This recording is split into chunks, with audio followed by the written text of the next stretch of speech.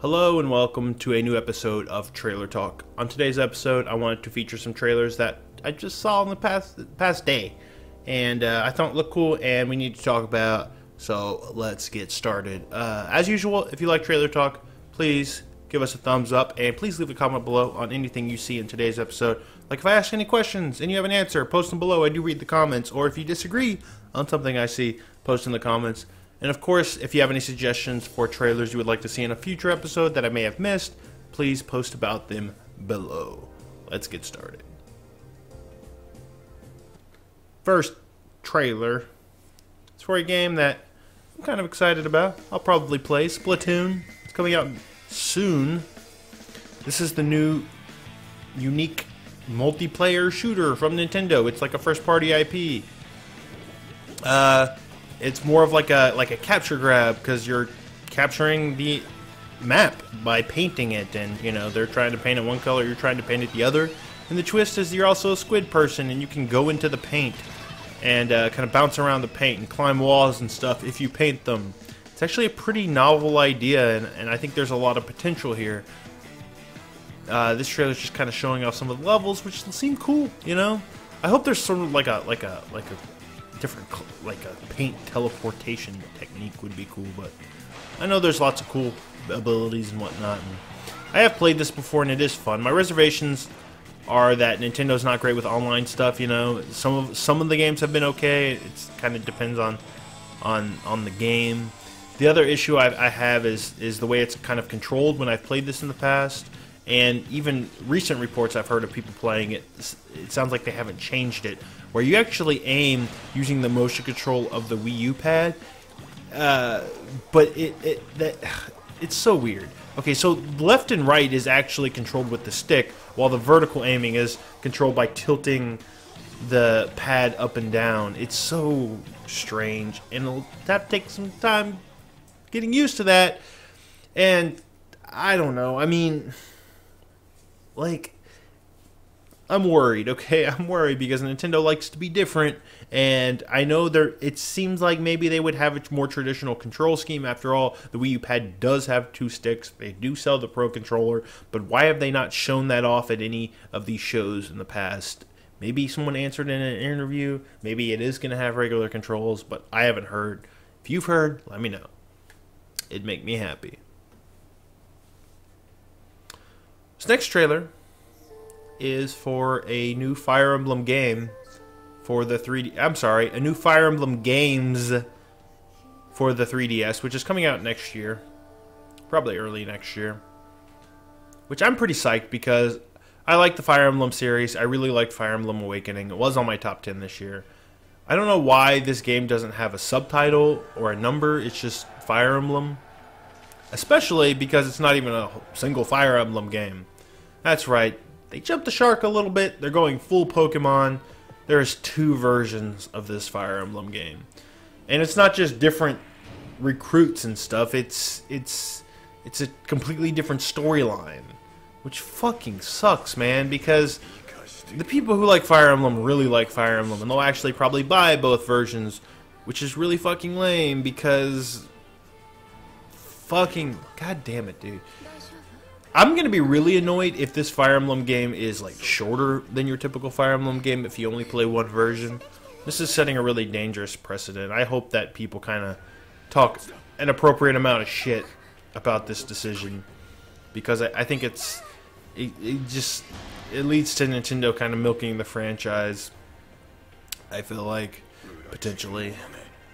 But other than that, it looks like a Fire Emblem game. It looks cool. It has those transitions into battles, which look nice. It looks like the dual mechanic, I mean the partner mechanic is coming back. I like the bridge popping out because that suggests some new level design ideas, of which there weren't many in Awakening.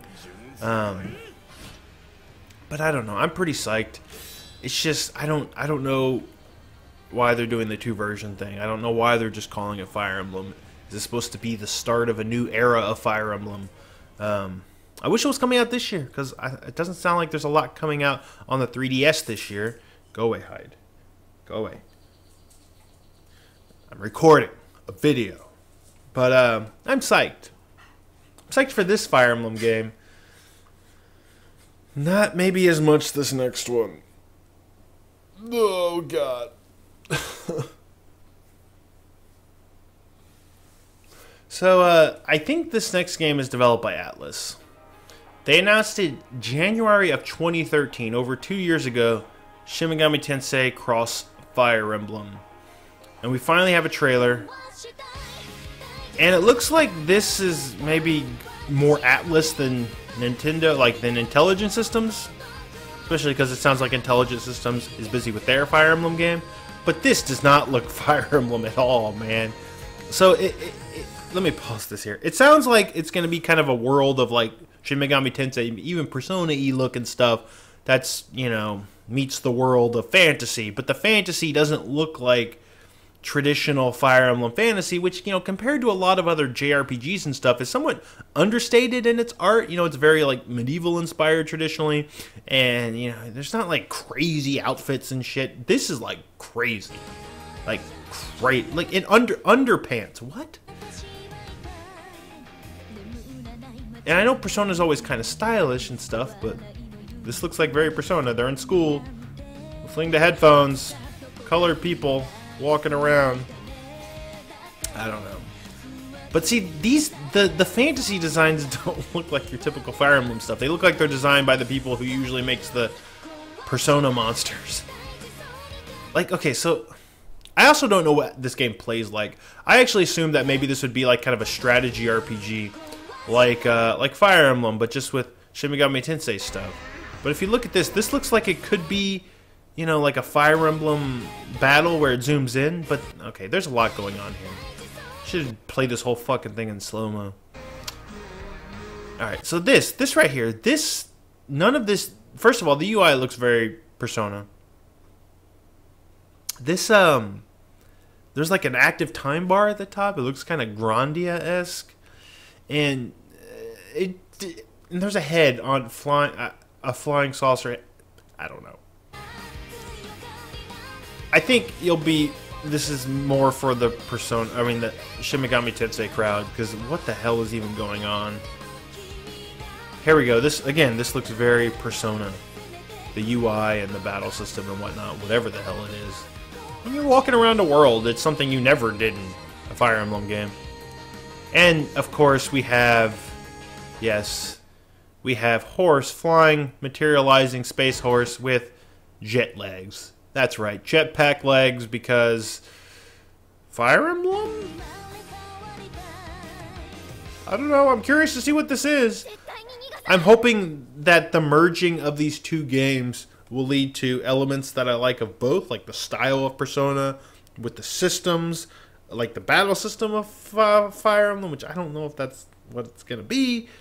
I just hope it's not like the fusion system of Shin Megami Tensei with the level up system of Fire Emblem. Don't take the worst of both worlds. Take the best of both worlds.